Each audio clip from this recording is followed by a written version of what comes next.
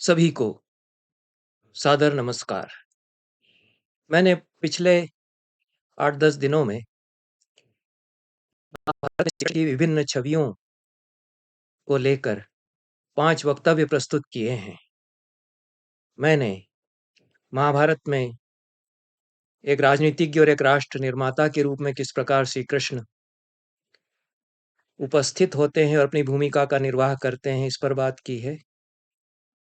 अलग-अलग प्रसंगों में किस प्रकार से श्री कृष्ण महाभारत में आते हैं, पहली बार सामने आते हैं, फिर दूसरी बार पांडवों से मिलते हैं, फिर मिलते हैं। क्रमशः उनकी जो भूमिका है बढ़ती चली जाती है, उनका आभामंडल भी उसी प्रकार से बढ़ता है। लौकिक से वे अलौकिक होते जाते हैं महाभारत में। इस पर मैंने सोदाहरण कुछ बात की है और विशेष रूप से महाभारत में जो स्नेह वे दिखाते हैं पांडवों के प्रति, उनके प्रति वे चिंता से कातर होते हैं, उनके लिए संरंभ करते हैं, उपक्रम करते हैं अनेक प्रकार के और उद्योग पर्व में स्वयं दूत बन करके दुर्योधन के पास चले जाते हैं, युधिष्ठिर की इच्छा जान करके महाभारत के संग्राम के निवारण के लिए। इन सारे प्रसंगों में इस प्रकार से महाभारत की पूरी घटनाओं में, सारे घटना चक्र में श्री कृष्ण केंद्र में आते चले जाते हैं, यह हम देखते हैं। और दूसरा जो उनका पक्ष है, जिस पर मैंने पिछले वक्तव्य में चर्चा की है, कि वे अर्जुन के प्रति निश्चल सौहार्द भावना रखते हैं और महाभारत अर्जुन और श्री कृष्ण की मैत्री को प्रतिपादित करता है। उसका एक अंतःस्वर दोनों की मित्रता बताने में भी है और फिर अर्जुन और श्री कृष्ण की मित्रता या नर और नारायण का टूट संबंध बनती चली जाती है और महाभारत नर और नारायण की अभिन्नता को प्रतिपादित करने वाला एक काव्य बन जाता है। श्री कृष्ण के जितने रूप हमारे सामने आते हैं, उनमें हम देखते हैं कि विशेष रूप से श्री कृष्ण किस प्रकार से समाज के द्वारा महिमा मंडित किए जा रहे हैं। महाभारत के काल में यह भी हम देखते हैं और कुछ प्रसंग महाभारत में फिर इस दृष्टि से श्री कृष्णोपासना की जो परंपरा है वैष्णव धर्म में, उसके अनुयायियों के द्वारा जोड़े जाते हैं। महाभारत में उद्योग पर्व में दाक्षिणात्य संस्करण में 68वां अध्याय है और पुणे संस्करण में 59वां जो अध्याय है, उसमें लंबी चर्चा है। सुखथनकर वासुदेव शरण अग्रवाल कहते हैं कि कई कई अध्याय जो श्री कृष्ण के महात्म्य पर यहाँ मिलते हैं, ये भागवतों द्वारा और वैष्णव मतानुयायियों द्वारा गुप्त काल तक जोड़े जाते रहे हैं और उनको इस प्रकार से खपा दिया गया है महाभारत में कि वे संपूर्ण महाभारत का भी फिर अंग बनते चले जाते हैं। दाक्षिणात्य संस्करण में 68वें अध्याय में संजय ईश्वर प्राप्ति के उपाय, श्री कृष्ण ईश्वर के रूप में और उनकी प्राप्ति के उपाय बताने लगते हैं। यह महाभारत का जो पूरा अंतःस्वर है उससे कुछ कुछ भिन्न है।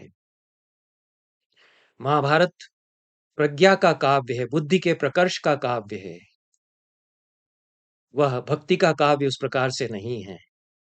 तो परवर्ती विकास जो श्री कृष्ण भक्ति का उदय होता है प्रथम शताब्दी ईसा पूर्व से लगा करके और गुप्तकाल की शताब्दियों में, उसमें जो विकास हुआ है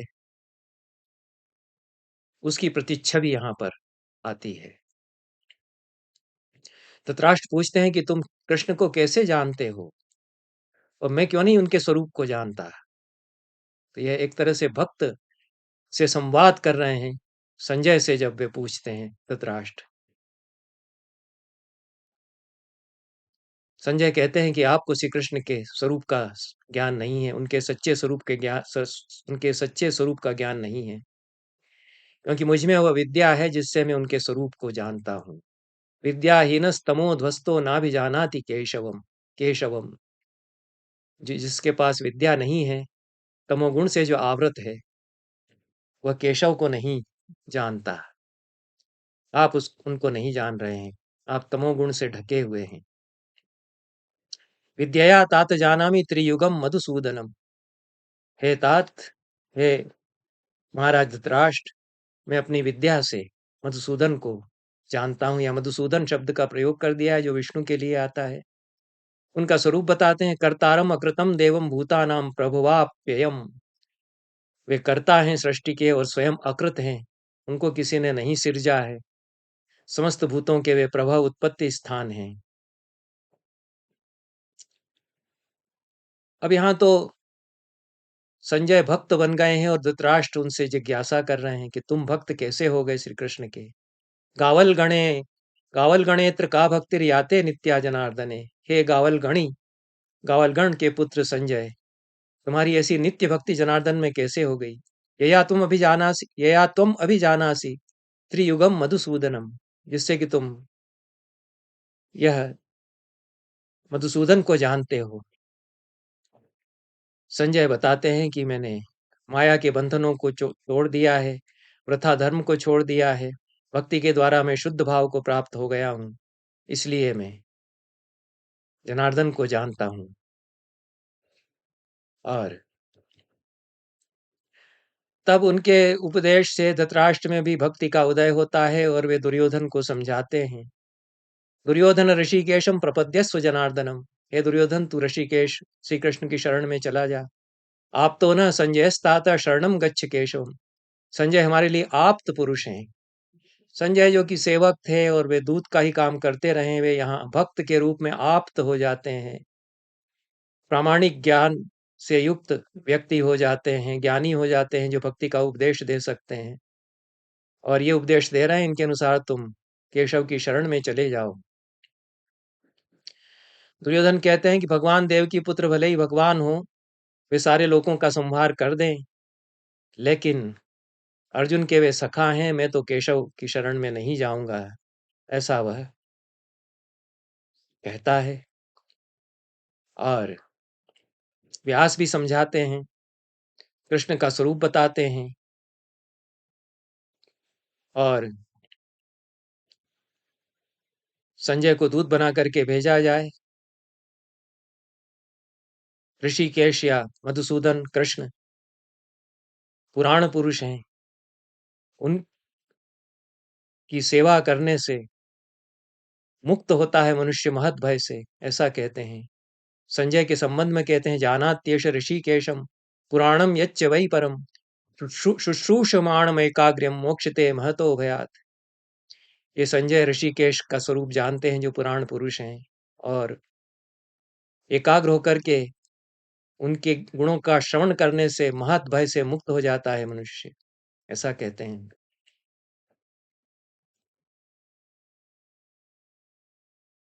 फिर कहते हैं कि एष एकायन पंथा ये न यान्ति मनीषिणा। यह एकायन मार्ग है, जिससे मनीषी जन जाते हैं। वासुदेव शरण अग्रवाल कहते हैं कि एकायन संप्रदाय भागवत धर्म में विकसित हुआ और यह परवर्ती विकास है। ईसा की शताब्दियों में, आरंभिक शताब्दियों में यह मार्ग उद्भूत हुआ, तो ये उसका नाम यहाँ पर आ गया है, इसलिए ये प्रसंग महाभारत में जोड़े गए हैं। पर यहाँ पर जो प्रसंग है,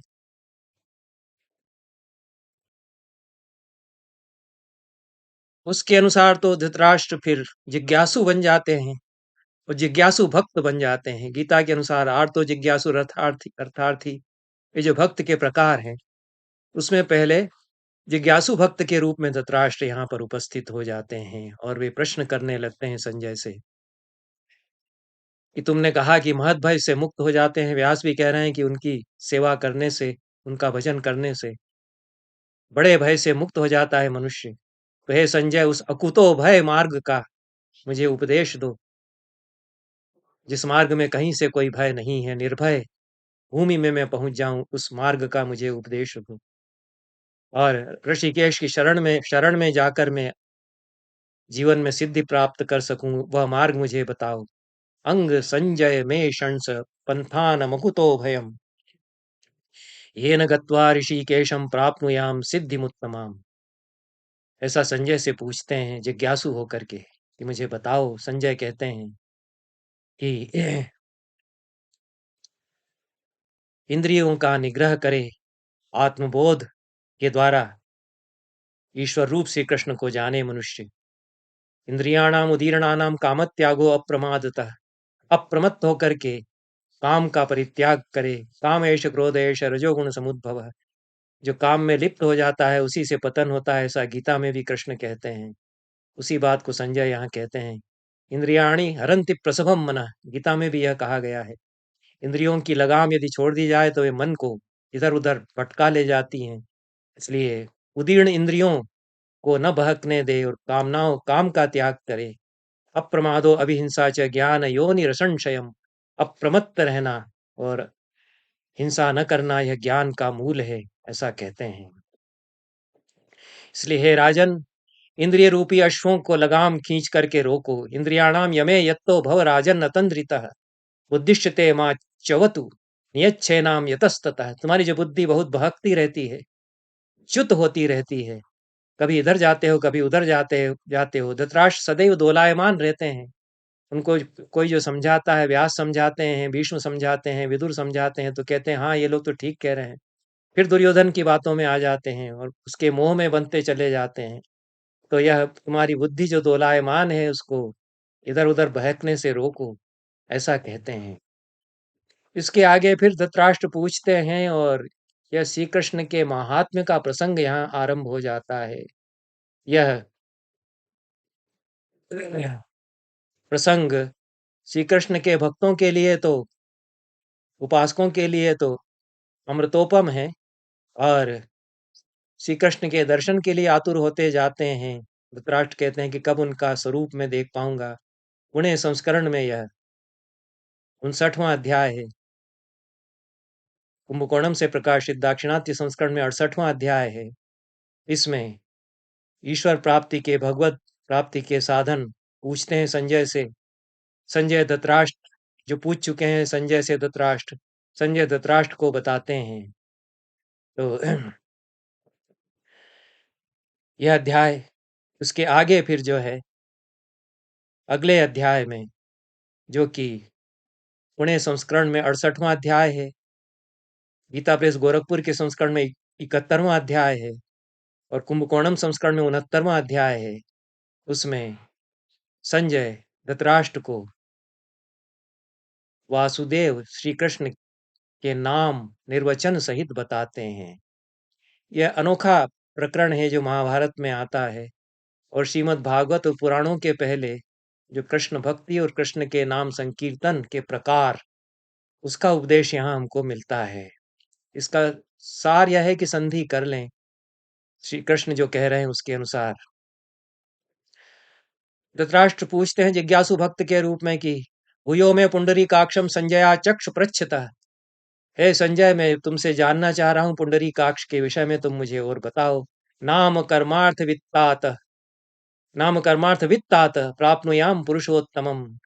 हे नाम कर्म, हे नाम और कर्म को जानने वाले प्रिय संजय, जिससे मैं पुरुषोत्तम श्री कृष्ण तक पहुंच सकूं, इस दृष्टि से फिर से उनके स्वरूप का संकीर्तन मेरे सामने करो। संजय कहते हैं कि श्रुतम में वासुदेवस्य नाम निर्वचनम शुभम, वासुदेव के नाम निर्वचन को मैंने सुना है, और जितना मैं जानता हूं केशव तो यदि अप्रमेय हैं, उनके महात्म्य का कीर्तन संपूर्ण रूप में करना संभव नहीं है। जितना मैं जानता हूं उतना मैं आपको बताऊंगा। यावत तत्राभिजाने हम अप्रमेयो ही केशव, जितना मैं जानता हूं उतना मैं आपको बताऊंगा। तो यह नाम संकीर्तन यहाँ से प्रारंभ करते हैं कुंभकोणम संस्करण में 59वें अध्याय में, पुणे संस्करण में 68वें अध्याय में उद्योग पर्व में कहते हैं वसनात् सर्वभूतानां वसुत्वात् देवयोनितः वासुदेवस्ततो वेद्यो बृहत्वाद् विष्णुरुच्यते। समस्त भूतों में वे निवास करते हैं, वसु स्वरूप वे हैं, देवयोनि है, वसु स्वरूप हैं। वसु जो देवयोनि है उनके रूप वे हैं और वास करते हैं, इसलिए वासुदेव उनको कहा जाता है। बृहत होने के कारण, विराट होने के कारण विष्णु सर्वत्र प्रसार करते हैं बृहत रूप में, इसलिए विष्णु उनको कहा जाता है। मौनात् ध्यानाच्च योगाच्च विद्धि भारत माधवम। मौन रहने के कारण, ध्यान में रहने के कारण और योग करते रहने के कारण माधव उनका नाम है। यद्यपि मधु शब्द से माधव बना है। सर्व तत्व लयाच्चैव मधुहा मधुसूदन। संपूर्ण तत्व, समस्त सृष्टि उनमें लीन होती है, इसलिए मधुसूदन, मधु केटप का नाश करने वाले, उनको मधुसूदन कहा जाता है। कृषि भूर्वाचक शब्दों गश्च निवृत्तिवाचक। विष्णुस्तद्भाव योगाच्च कृष्णो भवति सात्वतः। उसमें गकार जो है वह निवृत्ति का वाचक है, और कृषि से उनका चूंकि संबंध है, इसलिए कृष धातु को इन्होंने सत्ता का वाचक माना है। और गश्च पाठ मिलता है दाक्षिणात्य संस्करण में, यहाँ नश्च पाठ मिलता है, इसलिए समस्या हो जाती है। तो यह कृष धातु सत्ता का वाचक है और नकार आनंद का बोध कराता है, ऐसा अर्थ किया गया है टीका में। और इन दोनों से युक्त होने के कारण, सत्ता से युक्त होने के कारण और आनंद से युक्त होने के कारण, यदुकुल में सात्वत रूप में, सात्वत वंश में विष्णु के रूप में वे अवतरित हुए, ऐसा कहा गया है। यतः सत्वान न च्यवते, सत्व से वे च्युत नहीं होते कभी भी। न च सत्वान न, यच्च सत्वान न हीयते, सत्व से वे कभी हीन नहीं होते, रहित नहीं होते। सत्वतः सात्वतस तस्माद् आर्ष भावात् वृषभेक्षण। सत्व के कारण सात्वत उनको कहा गया है। सात्वत वंश इसी न जायते जनित्रायम अजस्तस्माद् अनीक जित। किसी से उत्पन्न ये नहीं होते हैं, इसलिए अज हैं। विजयी ये होते हैं, अनीक जित ये कहलाते हैं। और देवानाम स्वप्रकाशत्वात् रमात् दामोदरो विभु। यह देवता के रूप में स्वयं प्रकाशशील हैं, स्वप्रकाश युक्त वे हैं, और दमन करने के कारण दामोदर भी वे कहलाते हैं। हर्षात सुखात सुखेश्वर्याद ऋषिकेशत्व मुच्यते। हर्ष के कारण, सुख के कारण, सुख के ऐश्वर्य के कारण ऋषिकेश, ऋषिकेशत्व उनका है, ऋषिकेश वे कहलाते हैं। बाहुभ्याम रोदसी बिभ्रन महाबाहुरिति स्मृत है। अपने दोनों बाहुओं से वे रोदस को धारण करते हैं, इसलिए महाबाहु उनको कहा जाता है। बाहुभ्याम अर्थात दोनों भुजाओं से रोदसी, धरती और आकाश को वे धारण करते हैं, इसलिए महाबाहु उनको कहा जाता है। और अघो न क्षीयते जातु यस्मात् तस्माद् अधोक्षजः। अधोक्षज उनको कहा जाता है। अघ जिनका कभी क्षरित नहीं होता है, इसलिए उनको अधो न क्षीयते, यह पाठ है। वे कभी अधस नहीं उनका होता है, नीचे वे नहीं जाते हैं, पतन कभी नहीं होता उनका, इसलिए वे अधोक्षज कहे जाते हैं। ये इस संस्करण में अगो पाठ आ गया है, इसलिए ये कुंभकोणम संस्करण में, और अन्य संस्करण में अधो पाठ है, वही उचित है। तो नीचे जाकर के क्षरित होने वाले वे नहीं हैं, इसलिए अधोक्षज वे कहे गए। और नराणामयनाच्चापि ततो नारायण स्मृतः। मनुष्यों के अयन होने के कारण वे नारायण कहे जाते हैं।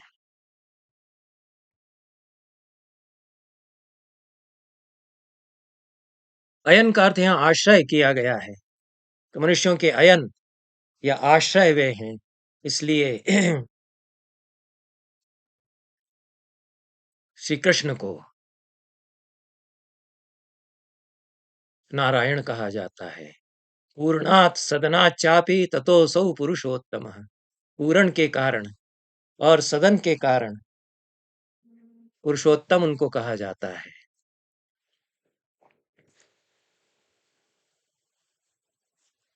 पूरण के कारण और सदन के कारण पुरुषोत्तम उनको कहा जाता है। पूरण का अर्थ परिपूर्ण होना है, अपने आप में परिपूर्ण है और सर्वत्र निवास करते हैं, इसलिए पुरुषोत्तम उनको कहा जाता है। आगे कहते हैं इसी प्रसंग में, इस नामावली के क्रम में, असतश्च सतश्चैव सर्वस्य प्रभवाप्ययात् सर्वस्य च सदा ज्ञानात् सर्वमेतं प्रचक्षते। असत और सत, इन सब का प्रभाव होने के कारण और सब का ज्ञान होने के कारण सर्व इनको कहा जाता है। सत्ये प्रतिष्ठितः कृष्ण सत्यमत्र प्रतिष्ठितम् सत्यत्वात् सत्यम तु गोविंदः तस्मात् सत्योपि नामतः। सत्य में कृष्ण प्रतिष्ठित हैं और सत्य उनमें प्रतिष्ठित है, इसके कारण सत्य यह भी उनका नाम है। विष्णुर्विक्रमणात् देवो जयनात् जिष्णुरुच्यते। विक्रमण करने के कारण 3 चरणों से पृथ्वी को नाप लिया था उन्होंने, इस कारण से विष्णु उनको कहा जाता है। और जयशील होने के कारण जिष्णु कहा जाता है। जिष्णु अर्जुन के नामों में भी आता है। अर्जुन के नामों पर मैंने चर्चा की है। अर्जुन के जो अलग-अलग नाम गिनाए गए हैं, उसका भी एक प्रसंग है, जो वो हरण पर्व में, विराट पर्व के अंतर्गत कुमार उत्तर पूछते हैं कि आप अर्जुन हैं और आपकी नामावली है, मैंने सुना है, तो कितने नाम आपके हैं? तो अर्जुन अपने नाम बताते हैं। बृहन्नला वेशधारी अर्जुन। वहां पर जिष्णु नाम अर्जुन के लिए भी आता है। जयशील जो है, किसी को भी जिष्णु, जो भी महापराक्रमी बलि विजयी है, कहा जा सकता है उसको जिष्णु, इसलिए श्री कृष्ण को जिष्णु भी कहा गया है। विष्णु के अवतार के रूप में माना गया और विष्णु ही उनको कह दिया गया और विष्णु ही उनका नाम है। विष्णु रूप में वे विक्रमण करते हैं। प्रसरणशील होने के कारण विष्णु कहा जाता है। विष्लि धातु से विष्णु शब्द बना है, जो प्रसारार्थक धातु है। तो विक्रमण के कारण और क्रमण जो 3 उन्होंने किए उसके कारण विष्णु उनको कहते हैं।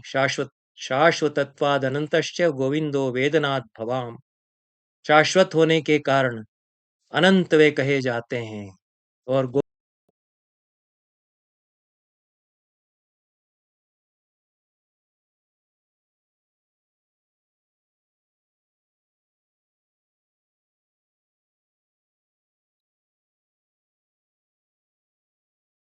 अर्थ यह लिया जाएगा कि अपनी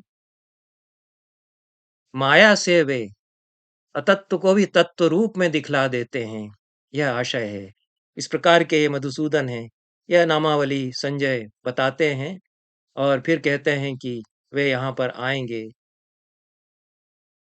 श्री कृष्ण दूत बन करके। धृतराष्ट्र फिर इसके आगे के अध्याय में कहते हैं, 70वें अध्याय में, कि आर्त होकर के मैं श्री कृष्ण के दर्शन करना चाहता हूं, पर मैं दृष्टिविहीन हूं।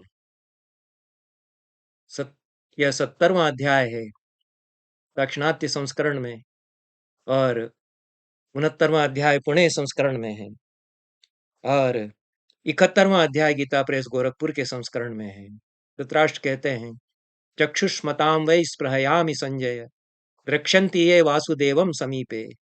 हे संजय, मैं आंखें आंखों वालों के लिए स्पृहा कर रहा हूँ। रश्क मुझे, स्पृहा मुझे हो रही है। जिनकी आंखें हैं वे कितने सौभाग्यशाली हैं। मैं देख नहीं सकता, मैं दृष्टिहीन हूँ। वासुदेव आएंगे और वे उनके दर्शन करेंगे। मैं अभागा हूँ, मैं उनको नहीं देख पाऊंगा। विभ्राजमानम वपुषा परेण प्रकाशयंतम प्रदिशो दिशश्च। वे प्रकाशमान अपने स्वरूप से, वपुष से और दिशाओं को प्रकाशित करते हुए वे यहाँ पर आएंगे। ईरयंतम भारतीम भारतानाम अभ्यर्चनीयाम शंकरीम संजयानाम। वह भारतवंश के लोगों की भारती को बखान करते हुए, बताते हुए, और संजय लोगों की जो शंकरी वाणी है उसको बताते हुए वे यहाँ पर आएंगे, यह धृतराष्ट्र कहते हैं। और मैं उनके दर्शन नहीं कर पाऊंगा, ऐसा वे कहते हैं। संजयों के लिए वह कल्याणकारी वाणी होगी, जिसका वे उद्घोष करेंगे। ऐसे श्री कृष्ण यहाँ आने वाले हैं, ऐसा धृतराष्ट्र कहते हैं।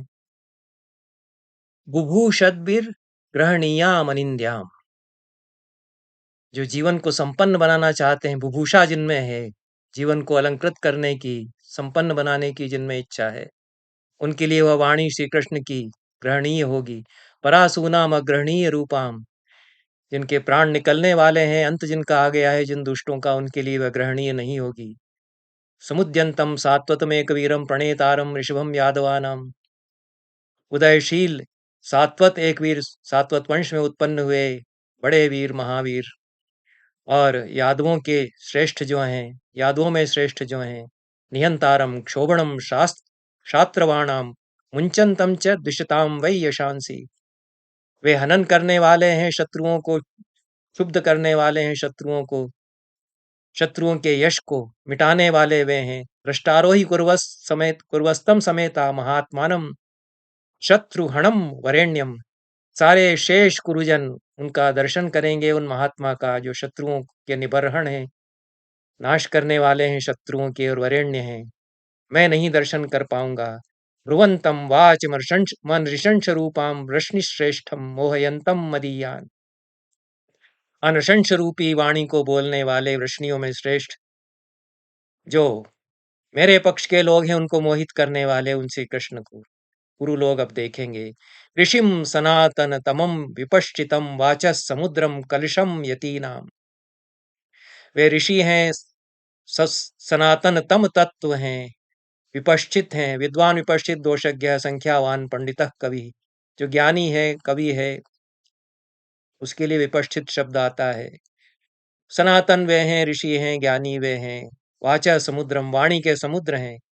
कलशम यती नाम, यतियों के लिए उसी वाणी के कलश वे बन जाते हैं, उसी वाणी के सागर का सार कलश में लेकर के वे प्रस्तुत कर देते हैं। अरिष्ट नेमिम गरुड़म सुपर्णम हरिम प्रजानाम भुवनस्य धाम, वे अरिष्ट नेमी हैं, गरुड़ हैं, सुपर्ण हैं, ये सब उन्हीं के रूप हैं। सहस्र शीर्षम पुरुषम पुराण अनादि मध्यांत अनंत कीर्तिम, वे सहस्र शीर्षा हैं, पुराण पुरुष हैं, अनादि मध्यांत अनंत कीर्ति हैं, जिनका कोई न आदि है, न मध्य है, न अंत है, और अनंत कीर्ति वाले हैं। शुक्रस्य धातारम अजम च नित्यम परम परेशाम शरणम प्रपद्ये, ये तो पूरे भक्त की वाणी में धृतराष्ट्र यहाँ बोल रहे हैं। वे परम पुरुष हैं, आद्य पुरुष हैं, उनकी शरण में मैं जाता हूँ। त्रैलोक के निर्माण करम जनित्रम देवासुराणा मत नाग रक्षसाम, त्रिलोकी का निर्माण करने वाले देवताओं और असुरों के, नागों और राक्षसों के वे जनयिता हैं। नराधिपानाम विदुषाम प्रधानम इंद्रानुजम तम शरणम प्रपद्ये, सारे राजाओं में, विद्वानों में प्रधान वे हैं। इंद्र के अनुज कह दिया है उनको।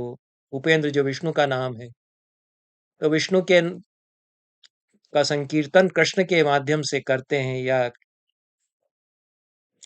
विष्णु बताते हुए कृष्ण का संकीर्तन यहाँ पर करते हैं। धृतराष्ट्र के मुख से ये सारे शब्द कहलाते हैं।